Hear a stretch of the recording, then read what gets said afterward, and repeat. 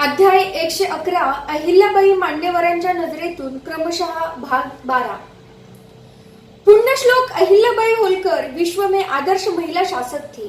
भारत को समृद्ध बनाने की दृष्टि से उन्होंने सामाजिक समता एवं भाईचारे की सीख दी।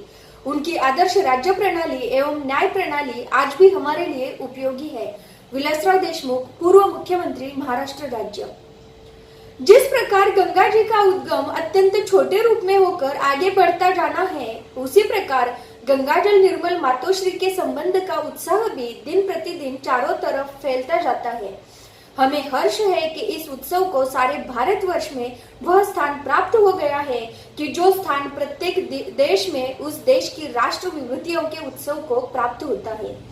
हम इंदौर की सारी प्रजा को इस बात का गौरव है कि हम ऐसी पूजनीय देवी के वंशधरों की छत्र छाया में अपना जीवन सुख से बिता रहे हैं। देवी ने अपने तप, त्याग और तेज से समस्त भारत भूमि और विशेषकर इंदौर राज्य का मस्तक ऊंचा कर दिया है। देवी ने अपने शासन काल में देश की जो सेवा की है, उसकी प्रशंसा जितनी की जाए उतनी थोड़ी है। उन्होंने अपने राज्य में सुख और शांति की स्थापना कर दुखों को दूर किया। सर सेठ हुकुमचंद जी, इंदौर। संसार में जीवित जातियां अपने पूर्वजों के कार्यों से शिक्षा प्राप्त करके आगे बढ़ती है। देवी अहिल्याबाई के चरित्र से हम बहुत सीख सकते हैं। उन पर आने वाले संकटों का आयोजन विधाता ने उनकी परीक्षा लेने के लिए किया था।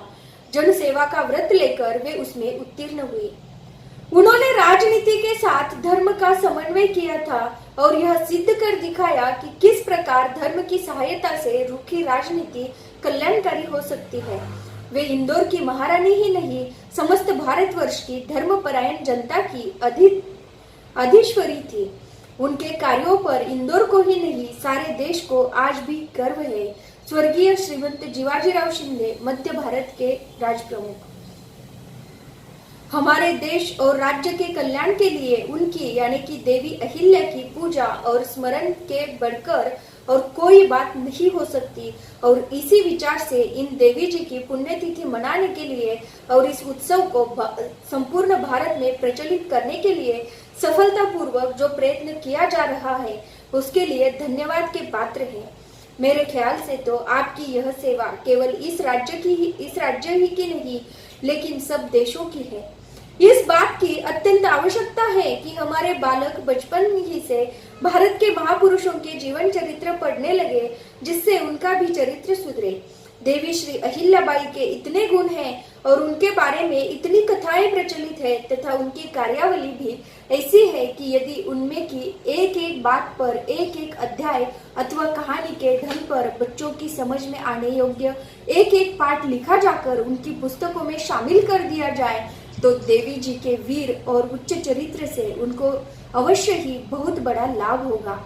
कमेटी इस ओर ध्यान रखे और इस काम को देवी श्री अहिल्याबाई का स्मारक समझकर 12 मास चालू रखे, ताकि यह उत्सव होता रहे। इतना ही नहीं, परंतु जिस हेतु से ऐसे उत्सव मनाए जाते हैं वह भी पूरा हो सके।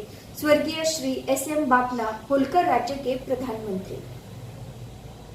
भारत के विशाल सामान्य निर्माताओं ने अपनी राज्यों का भारी सीमाओं का विस्तार कश्मीर से रामेश्वरम तक किया, किंतु आज उनका नाम आदर से लेने वाला कोई नहीं है। अहिल्याबाई ने भारत के विशाल क्षेत्र पर राज्य नहीं किया, किंतु केदारनाथ से रामेश्वरम तक, जगन्नाथपुरी से द्वारका तक उनका नाम आज भी बड़े सम्मान और आदर से लिया जाता है।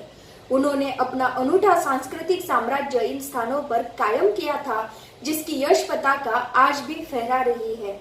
डॉक्टर शिव नारायण यादव, प्राध्यापक, इतिहास संशोधक, इंदौर। हिंदुस्तान में साधु संतों की भूमिका में अनेक दिव्य व्यक्तियों ने काम किया है। उनमें अहिल्याबाई का स्थान पहला है। उनके बाद का स्थान मीराबाई का है।